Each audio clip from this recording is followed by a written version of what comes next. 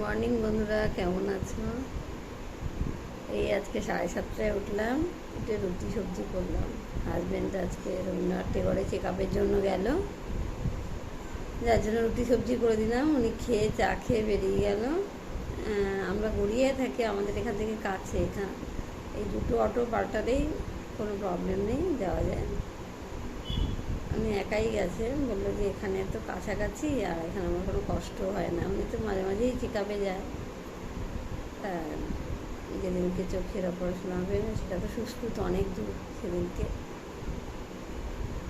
যাব। আজকে উনি গেছে ফিট সার্টিফিকেট আনতে, চোখের অপারেশনের জন্য ফিট সার্টিফিকেট লাগবে। এছাড়াও হার্টের কন্ডিশন কেমন আছে তার জন্য একটু চেক আপও গেছে, কিন্তু হার্টের পেশেন্ট। সত্যি কথা বলতে কি জানো তো, আমার না যখনই একা থাকি ভীষণ মায়ের কথা মনে হয়। আমার মা ভীষণ ভালো মানুষ, নিরীহ মানুষ ছিল। সকালবেলা ঘুম থেকে উঠে আমার দাদারা কাজে যেত, মানে যে যার ডিউটিতে যেত, কেউ অফিস যেত, কেউ হয়তো সকালবেলা একটু খেলে ঠেলে এসে খাবে। এই হলো নানা রকম আর কি ব্যাপার। যাই হোক, তা আমার মা সকালবেলা উঠে উনান ধরাতো, আগেকার দিনে উনান ছিল, উনান ধরাতো, করিয়ে এবার রান্না করতে ও একা সামলাতে পারতো না। আমরা 4 ভাই এখন। আমাকে বলতো, কাকুলি আয় আয় আয়, আমাকে একটু সাহায্য কর, সব কিছু এগিয়ে দে, একটু দরকার হলে মশলা বেটে দে। এরকম করে আমার দুজনে মিলে তাড়াহুড়ো করে করতে, ওরা বেরিয়ে যেত, তারপর সামনে এই আছে। আমাদের মধ্যে ভীষণ ভালো বন্ডিং ছিল আমার মার সঙ্গে। আমার অত সত্যি কথা বলতে কি, বন্ধু বান্ধব স্কুল কলেজে ঠিক আছে, কিন্তু এই বাড়িতে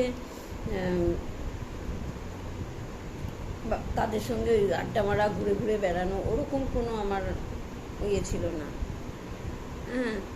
বন্ধুরা, পাড়ার বন্ধুদের সঙ্গে একটু যা মিশতাম, বাইরের বন্ধুদের সঙ্গে, কলেজের বন্ধু কলেজে, অত ইয়ে ছিল না। মার সঙ্গেই সব। বিকেল হলে আমি আর মা ঘুরতে বেরিয়ে যেতাম। কোনো দিন বাজারে যেতাম, গিয়ে নানা রকম সবজি কিনে নিয়ে আসতাম। আবার কোনো দিন সামনেই পিসির বাড়ি আছে শ্রীনগরে, ওখানে চলে যেতাম। ওখানে গিয়ে দুজনে হাঁটতে হাঁটতে যেতাম। মা একটু পায়ে প্রবলেম ছিল, হাঁটায় কোমরে, ধরে ধরে নিয়ে যেতাম। দুজনে মিলে আড্ডা ফাড্ডা মেরে 8টা 8:30টার সময় বাড়ি আসতাম।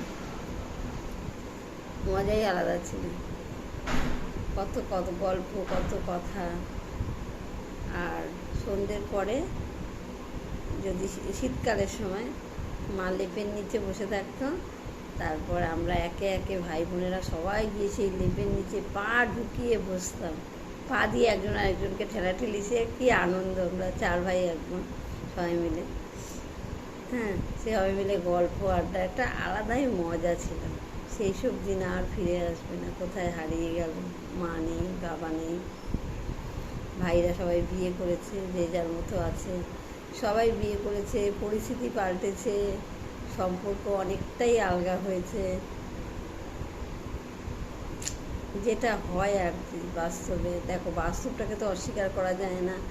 এখন সবাই বৌদিরা এসছে, সবার মতের মিল হবে না, এটাই স্বাভাবিক, এটা নিন্দার কিছু নেই। আবার অনেকে অ্যাডজাস্ট করতেও জানে না।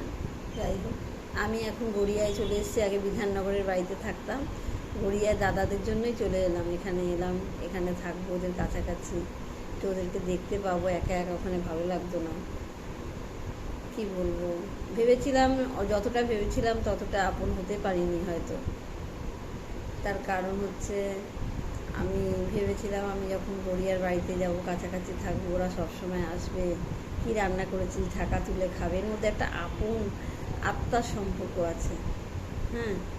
মানে সেই জিনিসটা না আমি পাইনি। একটা কষ্টের জায়গা। ওরা আসে না আমার বাড়ি থেকে, একমাত্র বড়দার মেয়েটাই আসে।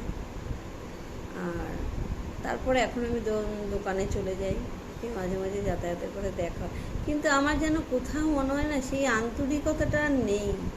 আমার দিক থেকে পুরোপুরি আছে, আমি হয়তো সময়ের জন্য যেতে পারি না। তারপর আমি একটু আলগা, আমি বেশি যাই না, কেননা আমি চাই না যে আমি কাছে এসেছি বলে সবার মনে হোক যে সবসময় এসে আমাদের বিরক্ত করছে। এই জন্য আমি দূরত্ব বজায় রাখি। কিন্তু যাই হোক, মনটা তো খারাপই লাগে, যেটা যতটা ভেবেছিলাম ততটা হয়তো হলো না। তবু তো সবাইকে দেখতে পাই। আর কি বলবো, 5 মিনিট হয়ে গেছে, তাই ভিডিওটা শেষ করছি। আবার গল্প হবে একদিন, কেমন? টাটা।